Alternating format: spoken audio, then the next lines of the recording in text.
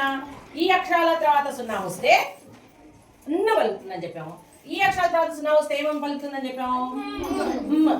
కదా. ఇప్పుడు నేను రాస్తున్నా చూడండి.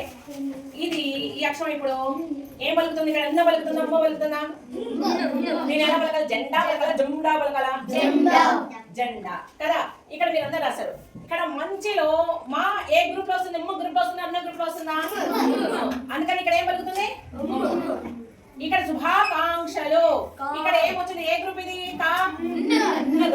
అందుకని మీకు ఏమని పలుకుతుంది? ఈ విధంగా మీరు ఒక పదంలో సున్నా వచ్చినప్పుడు అది ఎన్న గ్రూపా, అమ్మ గ్రూపా అని చూసుకొని ఎన్న పలకాల, అమ్మ పలకాల అని నిర్ణయించుకోవాలి. ఇవన్నీ మీరు రాశారు కదా. ఇప్పుడు ఇదే విధంగా ప్రతి పదం చదువుతున్నప్పుడు బాగా గమనించుకొని చదవాలి. ఈ అక్షరాల తర్వాత సున్నా వస్తే ఏమొస్తుంది? ఈ పా దగ్గర నుంచి బండిరా వరకు సున్నా వస్తే ఏమొస్తుంది? అది కాకుండా ఒక పదం యొక్క చివర్లో సున్నా వస్తే ఏమొస్తుంది? ఏమొస్తుందా?